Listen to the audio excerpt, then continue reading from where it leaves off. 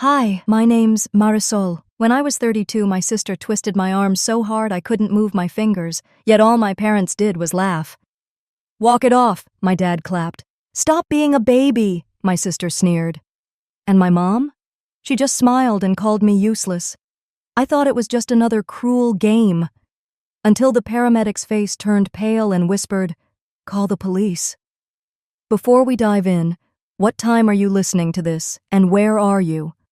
Drop a comment below. I promise you'll want to hear what the MRI revealed. Because my family's secret? It was darker than anyone imagined. I remember the air feeling heavy that Sunday, like the Houston humidity had seeped into my bones.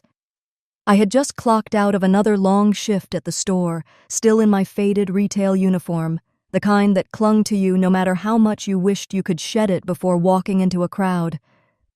But there was no time. My father had made it clear, family gatherings aren't optional. So I drove straight from work, the steering wheel still warm from the sun, my chest tight with the same dread I always carried when I knew I'd be the punchline. As soon as I stepped through the back gate, I felt their eyes on me. The backyard looked picture perfect. The trimmed lawn, the grill smoking, neighbors and relatives balancing paper plates piled with food. I could see the polite smiles. They weren't really for me. They were for the image of a happy family my parents liked to display. Delphine spotted me first. She was standing near the patio, her sundress crisp, her nails done in a shade that probably cost more than my whole outfit. Her smile stretched wide, but I knew that smile.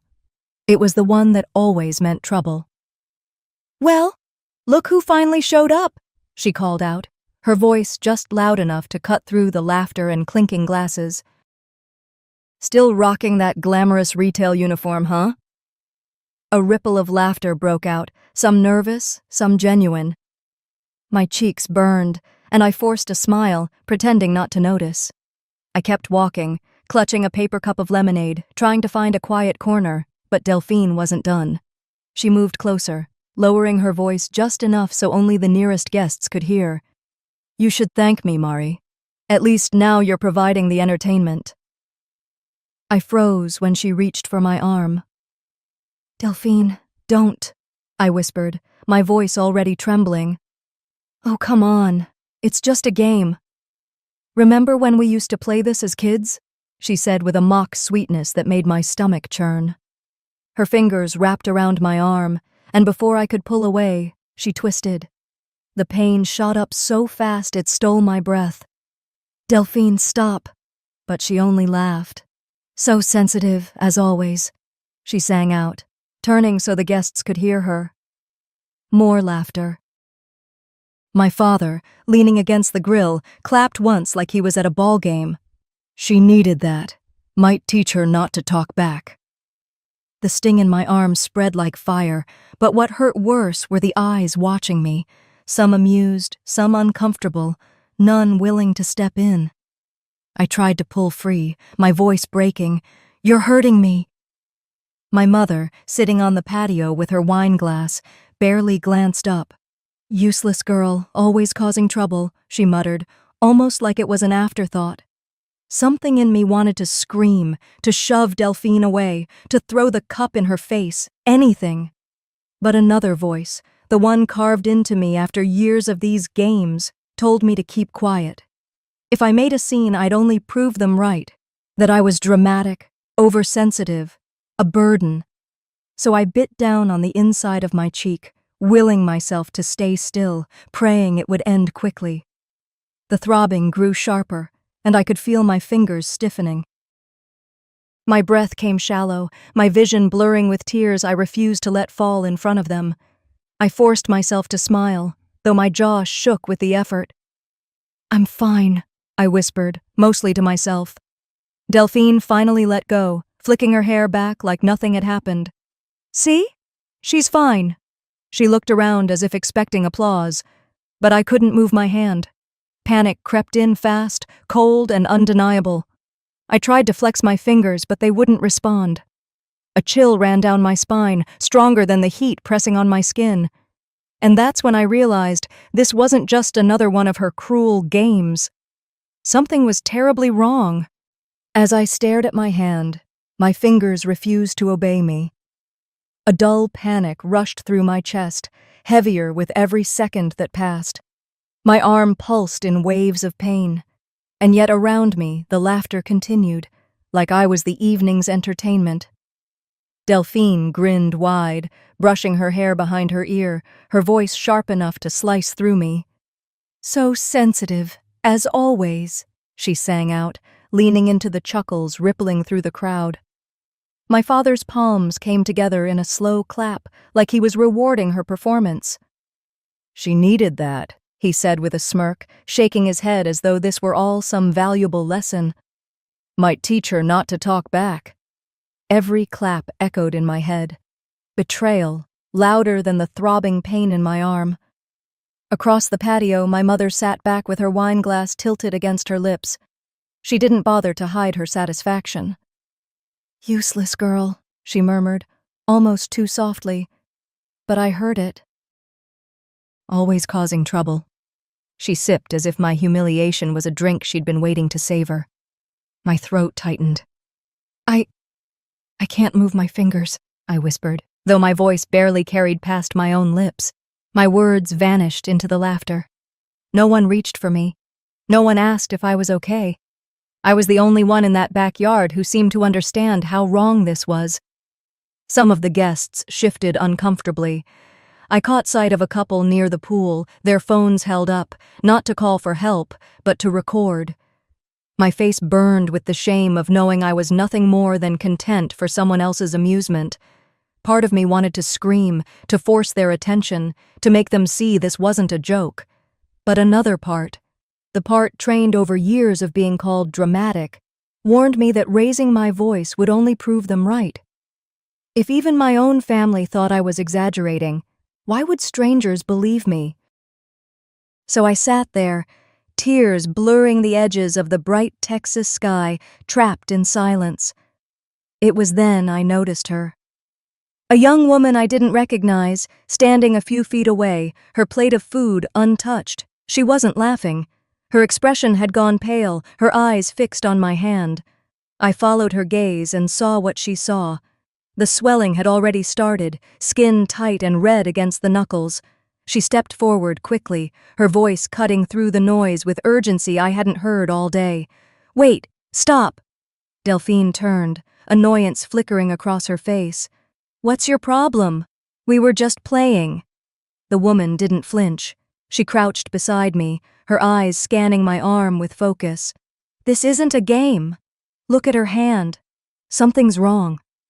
I blinked, startled by the firmness in her tone. No one had ever defended me like that in front of my family. "She's fine," my father said dismissively, waving a hand like he was brushing away a mosquito. "She always pulls this kind of stunt." But the woman's voice sharpened. "No, she's not fine." She looked up, locking eyes with the guests who'd been recording. "Put the phones down. Someone needs to call 911. For a second, the world froze. The laughter stumbled into uneasy silence. I could feel every eye on me, not with amusement anymore, but with a creeping realization that maybe, just maybe, I hadn't been lying. My chest heaved, the panic both sharper and softer now. For the first time that day, I felt a flicker of something besides humiliation, a faint spark of hope resting in the eyes of a stranger. And then her voice lowered, steady but urgent. "Don't move her. Something's wrong. We need to call 911. The moment Sierra's words cut through the air, it was as if someone had yanked the cord out of the laughter. The noise fell flat. The chatter, the smirks, the phones held up like weapons of mockery. Suddenly, they all stilled. I sat there on the patio chair, clutching my arm against me as though I could hold the pain inside. The swelling was worse now, creeping across my hand, stiffening my fingers until they looked like they belonged to someone else. My chest rose and fell too quickly, every breath jagged, but the hush that followed Sierra's voice pressed down even harder than the pain. She was at my side in an instant, kneeling so that her eyes met mine, calm and steady in a way that made me want to cry even more. "Can you feel this?" she asked softly, her fingers brushing the back of my hand. I shook my head. It was all I could do. Behind her, my father let out a sharp breath, the kind that said he'd had enough.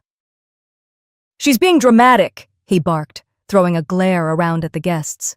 "Walk it off, Marisol. You'll be fine." I flinched at his tone, as if his words alone could bruise me. My mother leaned back in her chair, swirling the wine in her glass as if this were nothing more than background music. "Every time there's an event," she muttered with that familiar smirk, "she finds a way to make it about herself." The words hit harder than the ache in my arm. I swallowed, willing myself not to cry in front of them. Not again. Sierra didn't so much as blink in their direction. She slipped her phone from her back pocket, her movements deliberate, her voice low but firm. "I'm calling 911. That broke the tension like glass shattering. A few guests looked at each other, the unease spreading across their faces. Phones that had been raised for recording were quietly lowered, tucked into pockets. Some cleared their throats, trying to look anywhere but at me. Delphine crossed her arms, her posture loud with defiance, even though her face had lost some of its shine. "Oh, come on," she scoffed, but there was a flicker, just a flicker, of doubt in her eyes when Sierra gave her a sharp look. "You think I'm joking?" Sierra's voice didn't rise, but the steel in it carried farther than any shout. I wanted to sink into the ground. Part of me was terrified that if Sierra stayed, she'd end up the next target of their mockery. Another part of me, though, one I hadn't felt in years, clung to her presence like a lifeline. The guests shuffled, whispers spreading like smoke. I caught phrases. "That doesn't look right," and "should we?" Their uncertainty cracked the wall my family had built around me for so long. A memory surged without warning. I was 9, running through this same yard, knees scraped from a shove I'd never seen coming. Delphine had grinned then, too, while Dad told me to toughen up. "Stop being a baby," he'd said, his voice dismissive as he pulled Delphine close. Mom hadn't even looked up from her gardening gloves. And now here we were again, same yard, same dismissal, same pain. Only this time, someone had finally seen me. Sierra put a steady hand on my shoulder, grounding me back into the moment. "You did the right thing speaking up," she said quietly, so only I could hear. "You're not overreacting. Don't let them convince you otherwise." Her words slipped through the cracks in my defenses like sunlight through shutters. I nodded, though the tears I'd been holding back finally spilled over. Not from weakness, not from shame, but from the jarring sensation of finally being believed. And then, faint at first, but growing louder, the sound reached us, the distant wail of sirens cutting through the Houston evening. The color drained from my father's face, not with concern, but with something colder. His jaw tightened, his eyes narrowing, and I knew this wasn't over. The sirens grew louder, their echo bouncing off the brick houses of our neighborhood, painting the evening air with a shrill warning. My father's face flushed red, not from concern but from something darker, rage simmering just beneath the surface. I felt the weight of his glare even as Sierra's calm voice tried to ground me. By the time the flashing lights spilled across the lawn, the guests had shifted nervously, some retreating closer to their cars, others pretending to check their phones as if they hadn't been watching, and laughing just moments before. 2 paramedics rushed through the gate with a stretcher. A woman with sharp eyes and steady hands knelt beside me. "I'm Catherine Morales," she introduced quickly, her voice brisk but kind. "We're going to take care of you. Can you try wiggling your fingers for me?" I focused all the strength I had left, willing my hand to move. Nothing. The panic surged higher. Sierra leaned closer to me. "It's okay. You're safe now." Behind her, my father stepped forward, his voice cutting through like a blade. "This is ridiculous. She's fine. She always pulls stunts like this." The paramedics ignored him. Catherine exchanged a grim look with her partner, then whispered something I couldn't hear. I caught only the tightening of her jaw as she reached for her radio. My mother, still clutching her wine glass, shook her head with a sigh. She'll be walking by tomorrow. You'll see. She's always been dramatic. Her words dripped like poison, casual but meant to wound. I wanted to scream that I wasn't making this up, but my voice felt trapped in my throat. Instead, I whispered to Sierra, I can't feel my fingers. Her eyes softened. That's all I need to hear. The murmurs from the guests grew louder. I noticed a few of them lowering their eyes, as if shame had finally settled over them for the way they'd laughed earlier. Then a new voice broke the tension. A tall man in plain clothes, a badge clipped to his belt, stepped onto the driveway. Detective Radcliffe, he introduced himself, scanning the crowd. What happened here? Sierra straightened, her voice calm and steady. Her sister twisted her arm. I saw the swelling. She couldn't move her hand. The detective's gaze flicked from Sierra to me, then to Delphine. My sister crossed her arms, her jaw tight, though for once she didn't rush to speak. My father's face went crimson. This is a family matter, he roared. You don't need the police in our home. Sir, Radcliffe replied evenly. When medical responders suspect abuse, it's my responsibility to be here. My mother chimed in quickly, raising her glass like she was toasting the absurdity of it all. My daughter's just dramatic, officer. She does this for attention. The words sliced through me, leaving me trembling on the stretcher. For years, I had let them define me with those same dismissals. But something in Sierra's steady presence gave me the courage I hadn't known I still had. My voice came out small, shaky, but it was there. It's not the first time. The crowd froze. Even the hum of the radio seemed to quiet. I had never said those words out loud, not to anyone, not even to myself. The truth, once spoken, hung heavy in the air, undeniable. Detective Radcliffe studied me for a long moment, then gave a slow nod. We'll take it from here. The paramedics lifted the stretcher, adjusting the straps as they prepared to move me toward the flashing lights in the driveway. My father lunged forward, his anger boiling over. You'll regret this, Marisol. You've ruined everything. Those words pierced deeper than any twist of my arm, echoing louder in my chest than the sirens themselves as they wheeled me toward the ambulance. Those words followed me into the ambulance, echoing louder than the sirens. You've ruined everything. I lay flat on the stretcher, the ceiling lights above me passing in quick bursts as the paramedics pushed me through the ER doors. My arm was immobilized now, wrapped tightly, but the pain had spread deeper, into my chest, my breath, even my bones. The sterile brightness of the hospital made everything feel surreal, like I had been dropped into a place that couldn't possibly be real. Sierra stayed close, her hand brushing mine before a nurse guided her back. I could still see her worried eyes as the curtain closed around my bed. Doctor. Patterson introduced himself quickly, his voice calm and firm. Marisol, we're going to run some tests, including an MRI. We need to know the full extent of the damage. Before I could answer, my father's voice pierced the air. He'd managed to push his way in with my mother right behind him. She doesn't need all this, he barked. She'll be fine. She always bounces back. My mother crossed her arms, her wine-sweet breath filling the room. She's wasting everyone's time, she added, her eyes rolling. Dr. Patterson didn't even flinch. Sir, ma'am, this isn't optional. I need to make sure she hasn't sustained permanent damage. Now, please step aside. His words carried the kind of authority that made my father bristle, but even Brennar knew better than to push harder against a doctor in a hospital hallway full of witnesses. The detective appeared at the foot of my bed, his notepad in hand. Detective Radcliffe didn't raise his voice. He didn't have to. Marisol, he asked gently, has this happened before? My throat tightened. Images flashed through my mind. Delphine pushing me off swings, twisting my wrists during games, my parents laughing when I cried, telling me I was too sensitive. My voice cracked as I whispered, "Yes." Since we were kids. The silence in the room was heavier than the machines around me. My mother's lips parted like she might speak, but nothing came out. My father looked away, jaw clenching so hard I thought he might break a tooth.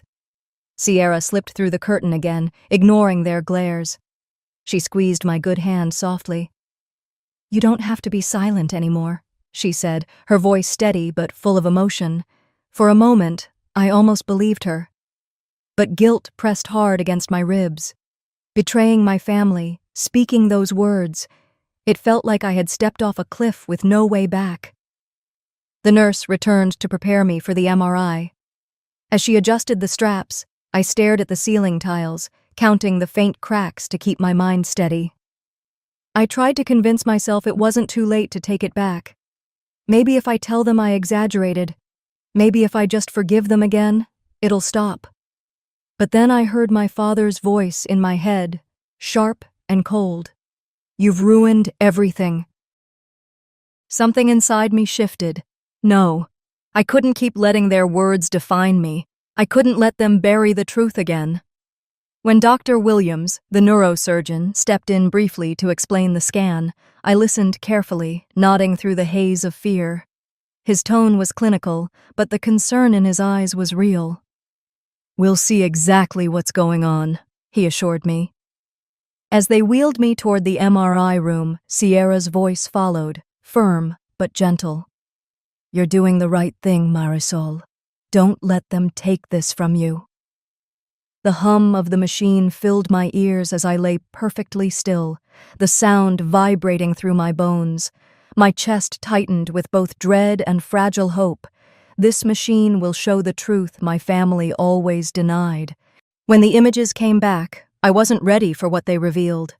I lay perfectly still, the faint hum of the machine still echoing in my ears, as Dr. Patterson and Dr. Williams entered the room together. Their faces told me more than I was ready to hear, somber, heavy, as though they carried a truth too painful to deliver. Dr. Williams pulled up the scan on a monitor. The gray and white images glowed in the dim radiology room, shadows cutting across the bones of my arm. "This," he said gently, pointing with a pen, "is a clean fracture. But there's more here." My breath caught. More? He clicked to the next image. "You see these lines?" His voice was steady but grave.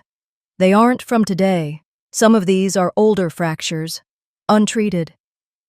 For a moment I thought I'd misheard. My heart pounded so loudly that his words almost blurred into the rhythm. Dr. Patterson leaned closer, his tone firm but kind. "These injuries happened at different times. Months, maybe even years apart. They've healed unevenly." My father's voice cut through the sterile quiet, harsh and booming. "She's always been clumsy. Fell off bikes, tripped over her own feet. That proves nothing." My mother scoffed, her arms folded tight across her chest. "She bruises like a peach, always exaggerating. You doctors are making a fuss over nothing." Their words sliced at me, the same way they always had, but now I wasn't alone in hearing them. Detective Radcliffe, standing just inside the doorway, didn't look away from the screen. His voice was calm, low, and certain. "Marisol," he asked, "have you been injured like this before?" Tears burned at the corners of my eyes. My lips trembled as I forced the truth out. "Yes. Since we were kids, they told me I was just sensitive, that I needed to toughen up." The silence that followed felt like the air itself had frozen. Sierra stepped closer, her voice quiet but unwavering. "They gaslighted you. You doubted your own pain because they wanted you to." Her words cracked something open inside me.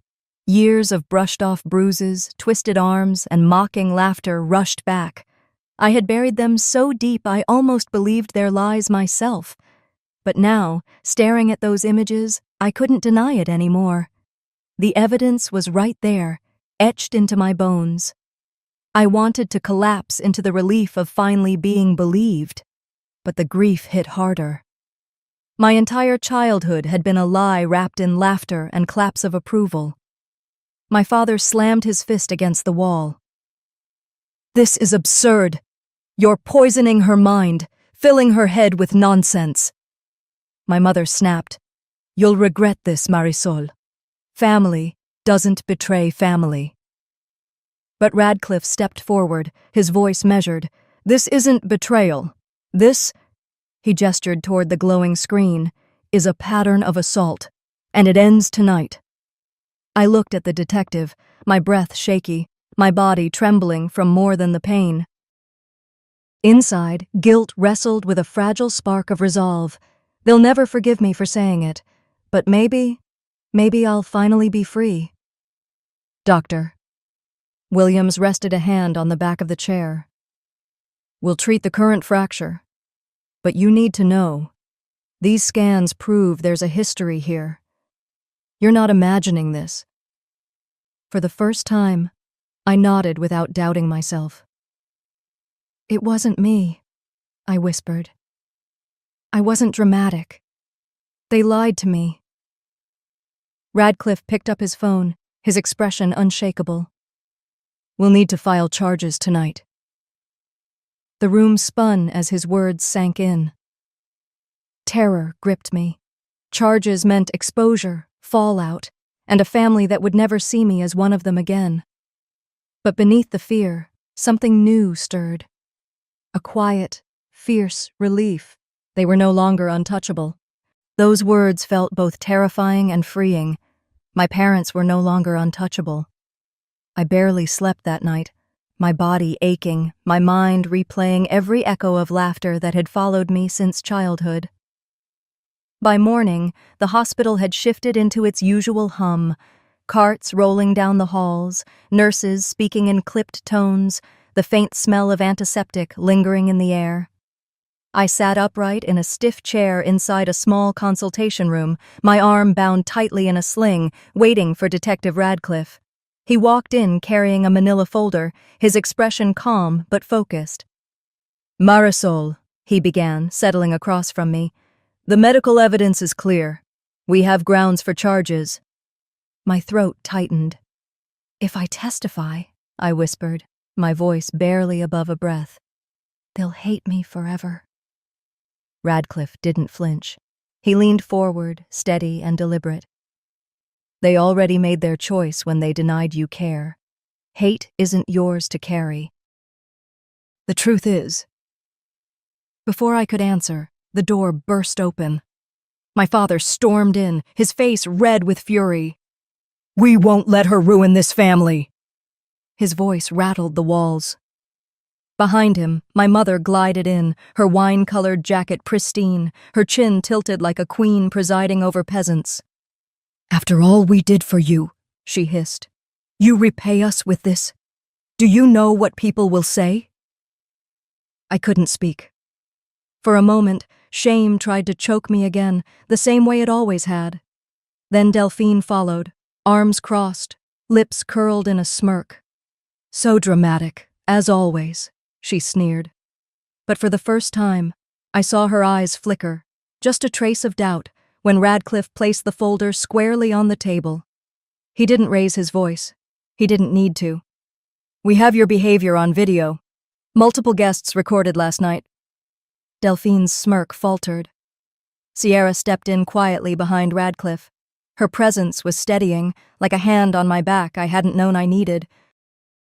"You're not alone anymore, Marisol," she said softly. "The truth is enough." The room seemed to shrink around me.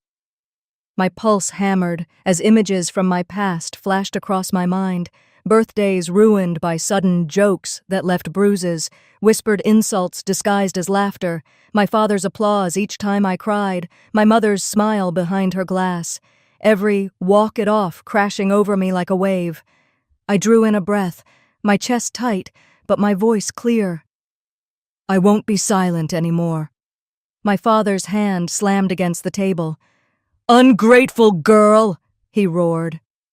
My mother's eyes narrowed to slits. "Think carefully. Once you say this out loud, there's no going back." Delphine let out a bitter laugh. So what? You think a courtroom will care about your sob story? Radcliffe slid the folder toward me, opening it slowly.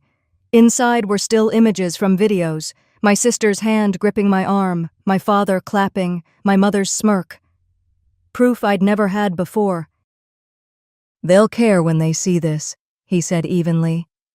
My breath caught. For years I'd lived in the shadows of their denials, and now, here it was, my truth, captured for the world to see. 1,000 fears ran through me, being disowned, cut off, labeled a traitor. Yet beneath them, something stronger pulsed. Maybe I'd lose them, but maybe, for the first time, I'd finally gain myself. Radcliffe's gaze didn't waver. They'll be served tonight. The room fell into a stunned silence. My parents' faces drained of color, Delphine's smirk collapsing into a glare. I sat there, trembling, knowing nothing would ever be the same. I thought that meant it was over, but my sister had one last move.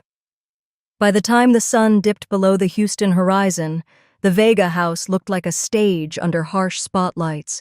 Red and blue lights from the squad cars painted the street. Neighbors stood on porches, whispering, some clutching their phones. The sound of police radios cut through the heavy air as officers approached the front door. Detective Radcliffe walked beside them, steady as ever. My chest tightened when Brennar shoved open the door before they could even knock. "You have no right to barge into my home," he bellowed, his voice carrying down the block. Ivana trailed behind, dabbing at her eyes with a tissue that hadn't seen a real tear. She turned dramatically to the crowd. "This is a witch hunt. My daughter, our own flesh and blood, dragging us through the mud." I sat silently near the entryway, my arm still cradled in the sling. I could feel their eyes on me, neighbors, officers, even Sierra standing just behind Radcliffe. For a moment I wanted to shrink back, to disappear. Then Delphine appeared. She didn't storm or shout. She strolled in like she owned the place, holding a folder pressed tightly against her chest. Her face was calm, her lips curling in that all-too-familiar smirk. "Detective," she said smoothly, "before you embarrass yourself, you should see what my sister's been hiding." The folder landed on the table with a sharp thud. Inside were papers, medical notes, typed statements, even what looked like a psychologist's report. All of it painted a picture of me as unstable, dramatic, desperate for attention. My heart plummeted. The ground seemed to tilt beneath me. They'll never believe me now, I thought, my throat closing. Radcliffe opened the folder carefully, scanning the pages. His face gave nothing away. Brenner's chest puffed with triumph. Ivana straightened her shoulders like a queen regaining her crown, and Delphine leaned back, arms folded, her victory smile widening. For a few seconds, the silence in that room pressed harder than any words. My stomach turned. Years of humiliation and gaslighting whispered again. "See? You were always the problem." Then Radcliffe looked up, calm as stone. "Interesting," he said evenly, sliding the folder shut. "But these don't change the MRI scans." He laid another folder on the table, opening it to the images from the hospital. "These injuries didn't happen overnight. They tell a very different story."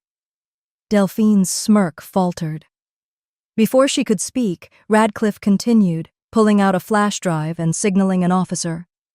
A small screen flickered to life as the video began to play. My breath caught. There it was. Delphine twisting my arm at the party, guests laughing, my father clapping, my mother sipping her wine. Then me, collapsing, clutching my hand, my face twisted in pain. The room shifted. Ivana gasped, her hand trembling around that useless tissue. Brennar's face darkened, and he slammed his fist against the wall, the sound echoing through the house. "This is ridiculous," he barked, but his voice lacked conviction now. Delphine's smile was gone entirely. Her eyes darted to the neighbors outside, to the officers watching her every move, to Radcliffe's steady gaze. I didn't move. I didn't plead. I didn't defend myself. Sierra's words echoed in my mind. The truth is enough. So I just sat there, my head held high, as their empire of denial crumbled. Ivana whispered, almost to herself, "This can't be happening." Brenner growled, pointing at me. "You've ruined everything!" But for once their words didn't sting. They couldn't touch me anymore. Radcliffe stood, his voice firm. "Delphine Crowe," he said, locking eyes with her, "you're under arrest." The click of the handcuffs rang louder than the police radios, louder than the neighbors' murmurs. As the handcuffs clicked, I felt something I hadn't in years. Freedom. 2 years later, the echoes of that night still find me sometimes. But now they sound different, softer, like reminders, not shackles. The afternoon sun slid through the blinds of my small Houston apartment, striping the living room floor in gold. I set down my mug of tea on the side table, my fingers brushing against the folded hospital wristband resting nearby. I never threw it away. That little band wasn't just plastic. It was proof. Proof that the truth had finally been seen. I leaned back on the couch, letting the silence settle. My phone buzzed on the cushion. A text from Sierra. "Outside. Got coffee. Hope you didn't forget the muffins." A smile tugged at my lips. Sierra, now a full-fledged nurse, had become more than the girl who knelt beside me in a backyard full of laughter and cruelty. She'd become family in a way I'd never truly known before. When she stepped in, the scent of roasted coffee filled the room. She handed me my cup, shaking her head. "Still the same order. Black with 2 sugars, right?" "Some things don't change," I said, chuckling softly. We settled at the table, the hum of the city outside faint against our conversation. Sierra's laughter filled the room, warm and easy. A stark contrast to the stifling silence I'd grown up with, where every chuckle felt like it was aimed at me. As we sipped, my thoughts wandered back to the trial. I remembered sitting in that cold courtroom as Dr. Williams described the MRI images, how some fractures were months old, others years. I remembered the jury's faces when the party video played, showing Delphine twisting my arm while my parents sat back and smirked. I remembered the judge's words. Parents are meant to protect, not destroy. Brenner and Ivana were sentenced for criminal neglect. They'd been released early, now serving probation. Rumor had it they were trying to find ways back into polite society, but not a day went by when I didn't think about their last message, passed along through a cousin. "We only wanted to toughen you up." I deleted it without a second thought. Delphine, though, had not been so fortunate. Convicted of aggravated assault, she was still serving her sentence. The smirk she wore that night had long since vanished in my memories. Sierra noticed me staring off and nudged my arm gently. "You okay?" I nodded. "Yeah. Just thinking about how far we've come." Her gaze softened. "You're not just surviving anymore, Marisol. You're living." She was right. These days, I worked as a patient advocate at Houston General. I sat with people who felt small and dismissed, who were told their pain was all in their head. I listened, I believed, and I fought for them when no one else would. Maybe that was the truest kind of healing, not forgetting, but using my own scars to help someone else see they weren't alone. Still, some nights the echoes came back. I'd wake up hearing my father's voice, "Walk it off. Stop being a baby." I'd sit up, clutching that wristband, reminding myself, it wasn't weakness, it was survival. I stood and walked to my dresser, fingers brushing the smooth plastic. That band had been around my wrist when everything changed. Now it sat folded neatly, a quiet anchor reminding me I never had to prove my pain again. Sierra got up to leave, hugging me at the door. "You know," she said with a grin, "you've become the kind of woman I wish I'd had in my corner years ago." When the door shut behind her, I sat down with my phone. The support group app blinked with new messages. I hit record, my reflection staring back at me. My voice was steady. No one should ever have to prove their pain with broken bones. Have you ever been told you were too sensitive? Tell me your story. I promise I'll listen. I ended the recording and uploaded it, setting the phone aside.